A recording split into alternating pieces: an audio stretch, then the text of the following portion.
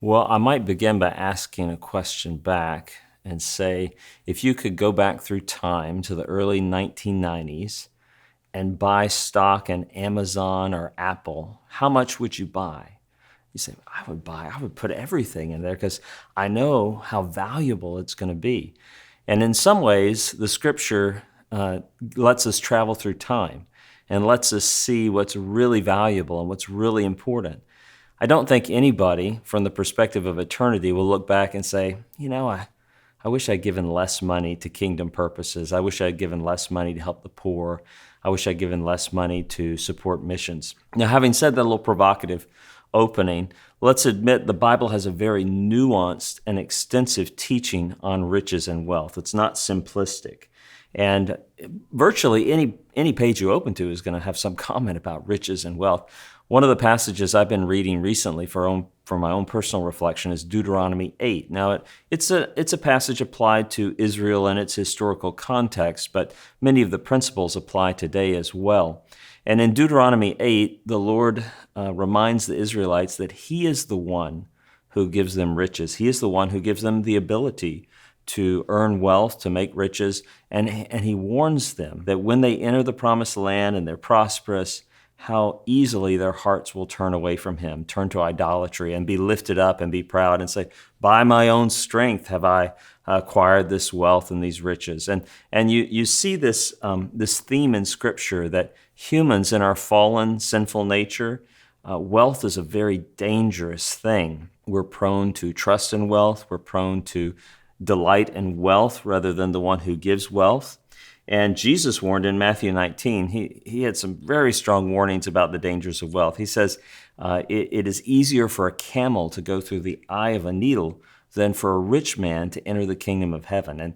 And His disciples are in awe. They're like, well, who then can be saved? He said, with man, it's impossible, but with God, it's possible, right? So we realize that wealth is dangerous. At the same time, wealth is a blessing, right? Wealth is something that we can receive. Riches, money that we have is something that God enables us then to use to meet our daily needs, to serve others. There's a very wise prayer in Proverbs 30. Give me neither poverty nor riches, but give me only my daily bread. And we look at that, we say, well, what's wise about that? Well, he goes on, he says, if I were to become wealthy, then I might say, who is the Lord? I might forget the Lord. But if I'm poor, I might steal. And so it's a recognition of the temptations of extreme deprivation and the temptations of extreme wealth. 1 Timothy 6:17 and following, I think, is one of the best passages that addresses this question. In 1 Timothy 6:17, I read, it says, command those, Paul is writing to Timothy, who's overseeing some churches. He says, command those who are rich in this present world. And I think that would characterize virtually all of us in America who would be watching this video. Like, we have comparative great wealth compared to 95% of the world. Command those who are rich in this present world not to be arrogant, nor to put their hope in wealth, which is so uncertain, but to put their hope in God, who richly provides us with everything for our enjoyment. So we know it's not asceticism, right? The things that we have, God is a giver of good gifts, and they're meant for us within the confines of the revelation of who He is and what it means to be His follower. They're for us to enjoy, right? Provides us with everything for our enjoyment. But then we read on, command them to do good. Right? This is commanded to you and me. Command them to do good, to be rich in good deeds, and to be generous and willing to share. And in this way, they will lay up treasure for themselves as a firm foundation for the coming age, so that they may take hold of the life that is truly life. We see this theme repeated, for example, in 2 Corinthians 9, that we shouldn't give reluctantly or under compulsion, Paul tells us, but that we should give cheerfully. God loves a cheerful giver. And in Acts 20, Paul says the Lord Jesus said it is more blessed to give than to receive. There's a joy, there's a happiness, there's a fulfillment that comes in giving, not only in the present, but in the recognition that we're investing in things of eternal value. The end of James chapter 4 and the beginning of James chapter 5, there's a really strong warning about rich people who have hoarded wealth, who it says that it's metaphorically speaking of their gold and their silver corroded, their clothes are moth-eaten. Not that they're literally that way, I think, but it's saying This is indicative of the judgment that's coming upon you. You've piled up all these things that are needed by others. You've hoarded wealth in the last days. He says you've fattened yourself for slaughter. Now, in light of the things that James says, it seems that he's taking a lob out at the non-Christian rich who are oppressed. They're not paying their workers. They're not helping those in need. They're taking people to court and oppressively abusing them. In other words, certainly there are behaviors with wealth that are absolutely forbidden and immoral. And then there are other behaviors, to be frank, that are in the area of Christian conscience. So I think many Christians would choose to live a much more modest lifestyle so they can give away a lot of money to missions, to help the poor, to aid the ministries in their church and their community. But let's say there's a Christian who is a net worth of $100 million, and they have a great beach house, and they drive a nice car, but they give away millions and millions of dollars. Personally, I'm not in a place, there's one lawgiver and judge, right, whose decision that is about that. So I think there's a matter of Christian conscience in those areas.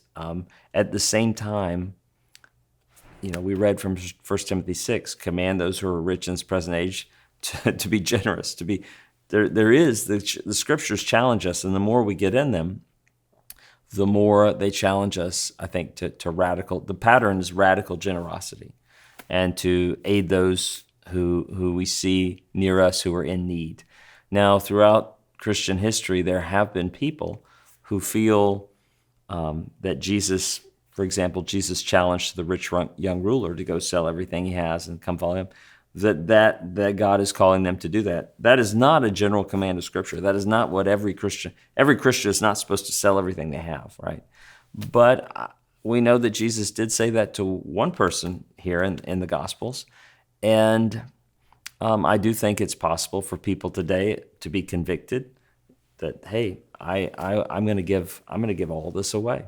Even many secular studies observe that people who are really wealthy will often live a modest lifestyle. So that the famous book, The Millionaire Next Door, right? It's not talking about Christian living, but just people saying, hey, money doesn't make me happy. So driving an old Toyota, living in a modest house is all that I need. And we as Christians should certainly embrace that content. We should embrace contentedness.